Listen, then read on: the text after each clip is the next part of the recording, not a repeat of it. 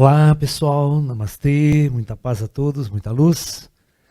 Dando sequência então ao nosso seminário sobre a Federação Estelar. Agora nós vamos especificamente falar qual que é o papel da Federação Estelar no Projeto Terra. Tá? É muito importante a gente discutir isso. Né? Bom, então vamos lá, para que a gente entenda uma coisa muito importante nesse contexto geral. Então, veja bem, né? É muito importante que vocês entendam escala de tempo. Ó, ok? Vamos tentar entender uma coisa aqui. Que a escala de tempo é chamada linha do tempo, que a gente gosta mais de falar hoje em dia, né? né? Então, acompanhem comigo aqui assim, ó. Muito bem. Então, segundo os astrofísicos, né, mais modernos, vamos centrar na nossa galáxia, vamos esquecer outras galáxias, que para nós não dá para pensar em outra galáxia. É muito para nossa cabeça. A nossa já é demais para nossa cabeça. Entendeu? Então esquece as outras. Vamos centrar na Via Láctea, né? Certo? Vamos resolver o nosso problema aqui primeiro. Você vai pensar em outras galáxias. Então, nós temos a Via Láctea, né? né? Uh, Nunca ninguém tirou uma foto da nossa galáxia, tá? É importante que vocês entendam isso, né? Essa aqui é uma estimativa teórica. Não, não, ninguém vai tirar. Ninguém saiu fora da galáxia para tirar uma foto. Tem alguém que está fora da galáxia para tirar outra foto. Certo? O que a gente faz é o seguinte, né? A gente tem uma estimativa de distribuição de estrelas através da astrofísica, e como a maioria das galáxias são espirais, que estão a nosso redor naquele padrão de 50 e poucas galáxias, então eu julgo que a nossa também está no mesmo padrão. Né? Então é uma galáxia espiral, assim, assada, com essas características, tá entendendo? Mas a foto real dela ninguém tem. E outra, tem uma discussão muito grande. Você sabia que a nossa galáxia tem dois núcleos? Ela é, na verdade, uma galáxia barrada. Galáxia barrada é assim, ó. Deixa eu explicar. Essa aqui é a convenção que eu tenho. Galáxia barrada é assim, ó. Então você tem, na verdade, você tem um eixo no centro, assim, no núcleo dela, e aqui saem os braços espirais de uma barra, assim, ó. Tá vendo? Tá? Os físicos estão acreditando que a nossa galáxia ela é espiral barrada. Ela não sai redonda, de um lugar redondo, de um núcleo redondo. Tá? Entendeu? É uma região assim meio estanha, que o pessoal chama, e os braços saem dessa região aqui. Tá? Muito bem. Então, essas controvérsias, como ninguém nunca tirou uma foto, tem que pedir para o ET. Né? O ET, traz uma foto para nós da nossa galáxia, você que vê com o disco voador, já bate uma lá de fora, né? E manda para nós aqui. Faz uma selfie, nossa galáxia de fundo, e manda atrás para nós, que é legal.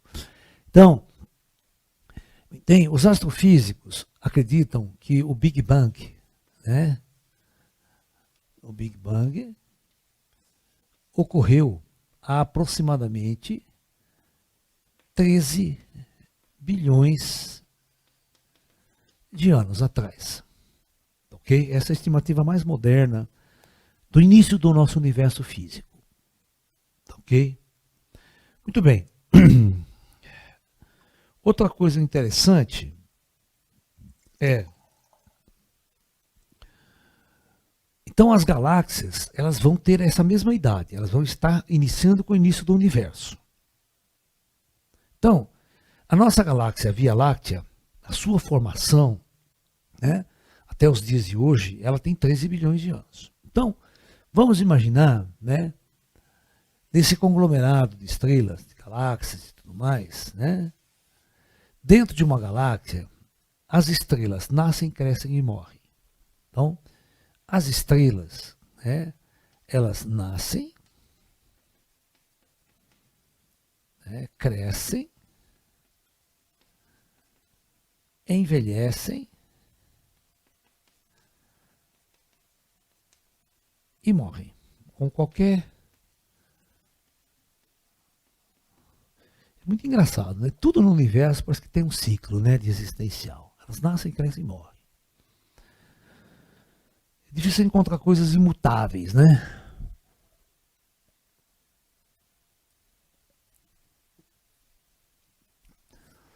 O tempo de vida de uma estrela depende muito da sua massa inicial.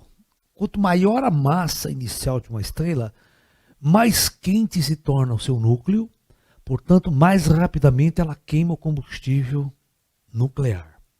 Ou seja, mais cedo ela morre. Né? Então, a todo tempo na nossa galáxia estão morrendo estrelas e estão nascendo estrelas. Tem estrelas nascendo hoje. Se você olhar a nebulosa de Orion, que é visível aqui até olho nu, nós conhecemos lá como um berçário estelar. É uma nebulosa onde as estrelas estão nascendo. Tá? E nós temos outras nebulosas que são resultados de mortes de estrelas. As estrelas morrem, explodem, manda todo o gás e forma uma nebulosa, que é o resto da explosão de uma estrela. E a morte de uma estrela, ela tem várias maneiras de morrer. Tudo depende também da massa inicial da estrela. De acordo com a massa inicial, a estrela tem um comportamento no final de sua vida. Ok? O comportamento mais catastrófico é uma explosão. No final da vida dela, ela explodir numa supernova e destrói todo o sistema solar que está em volta. Tudo que existe em volta já era. Certo? Leva todo mundo. Né?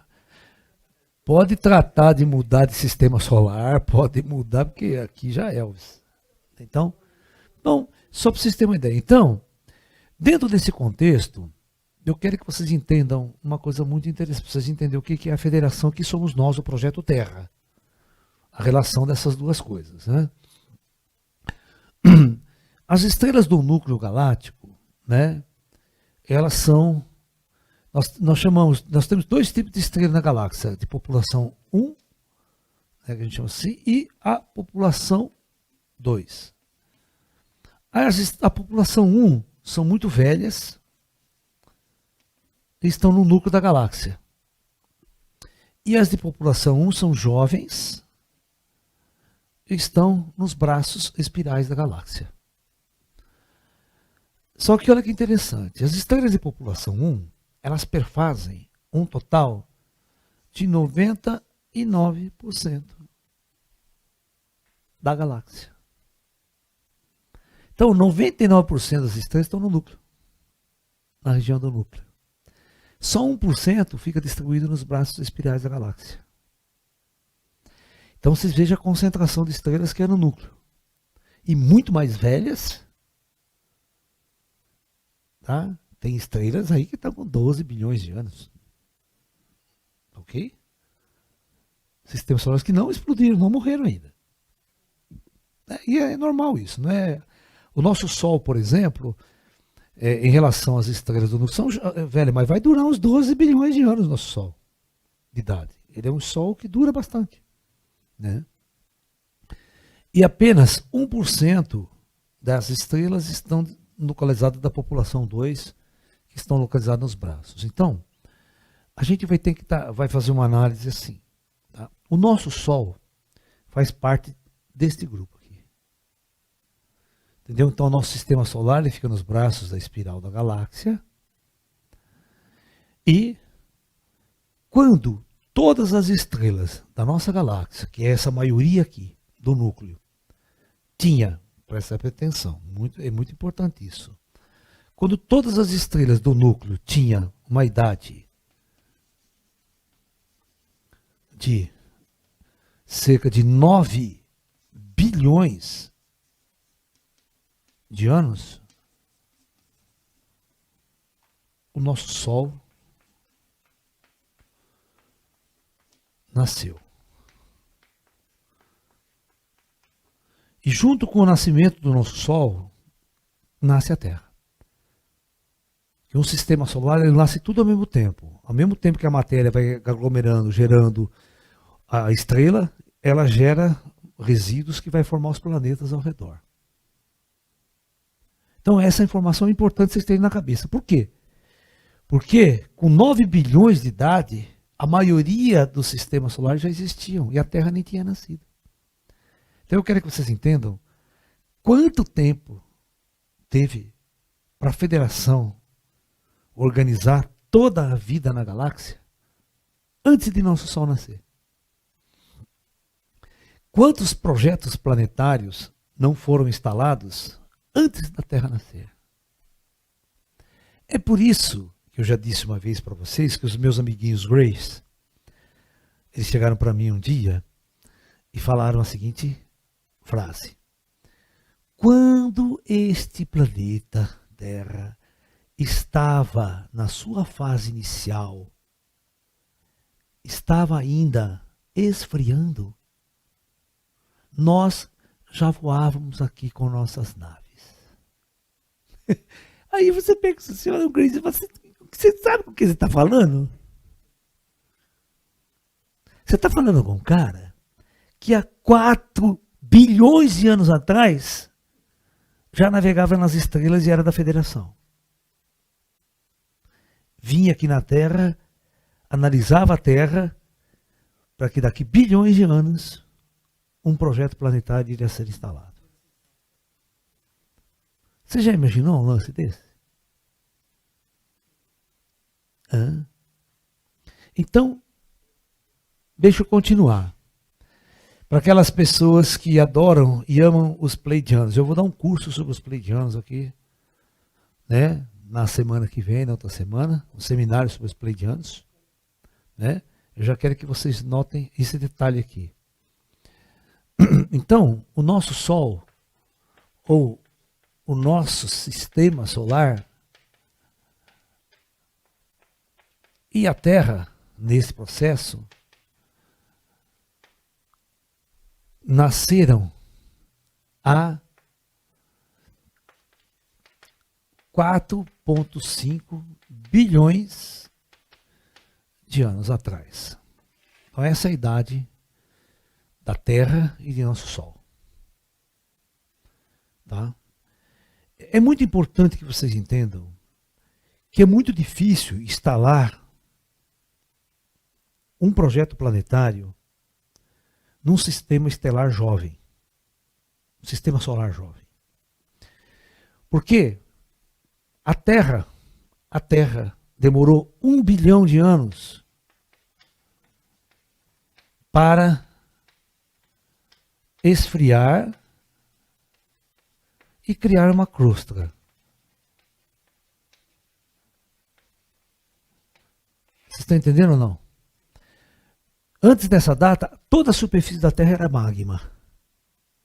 A Terra inteira era magma incandescente. E com o passar de 1 bilhão de anos, a Terra começou a esfriar, porque ela não perde calor para o espaço, é muito difícil por radiação, só tem radiação, né? Não tem nada em contato, então ela não perde energia, ela demora para perder energia, é muito devagar. Aí começa a endurecer a superfície externa da Terra. Mas lá dentro ainda o magma continua.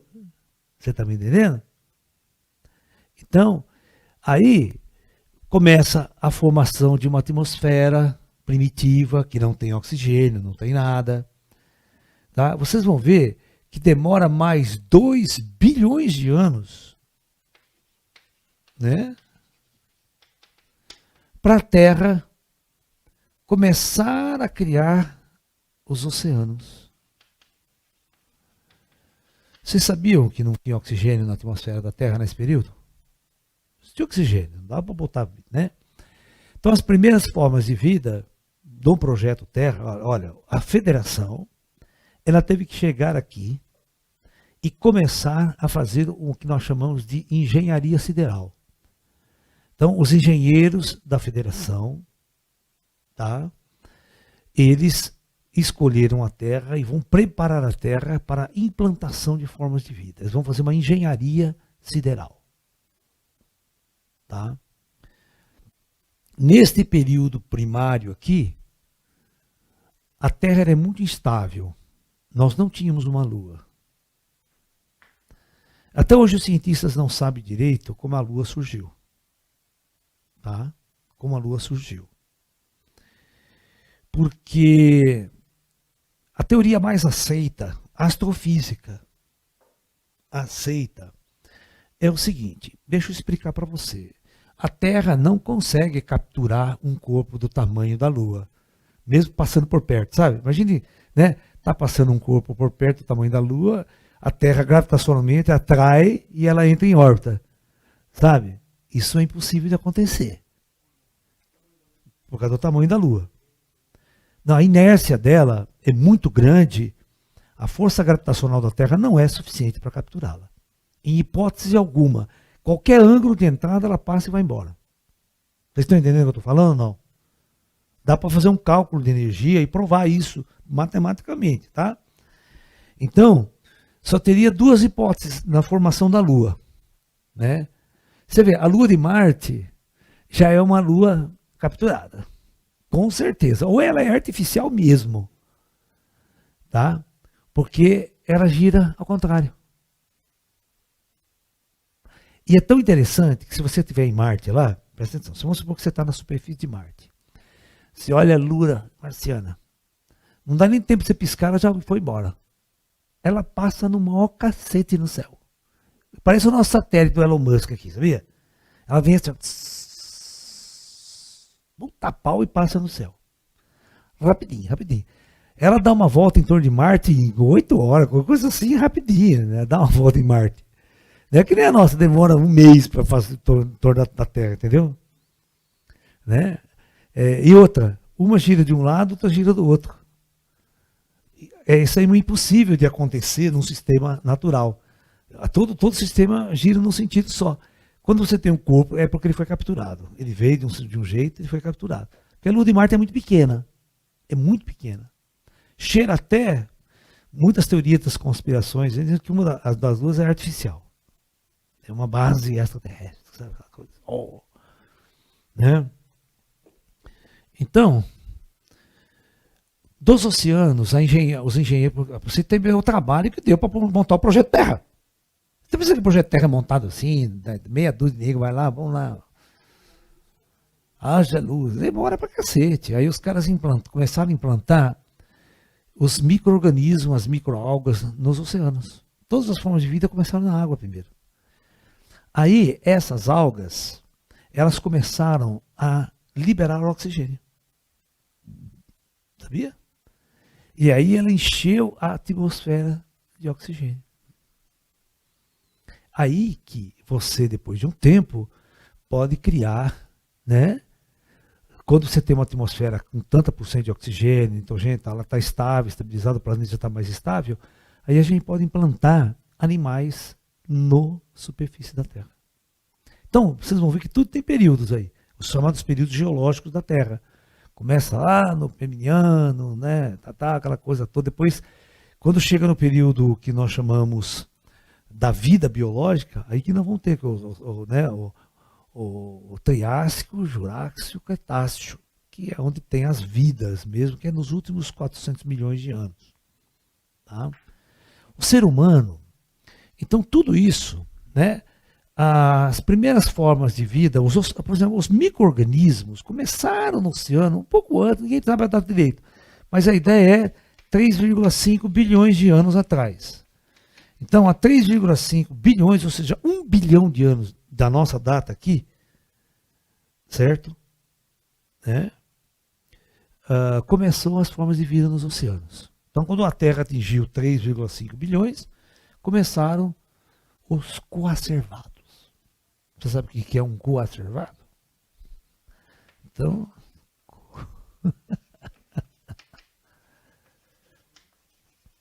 é de comer, dá para comer essa bosta. Né? Os peixes adoravam, é que não tinha peixe. Então, a pergunta é, qual que é o primeiro organismo gerado nos oceanos?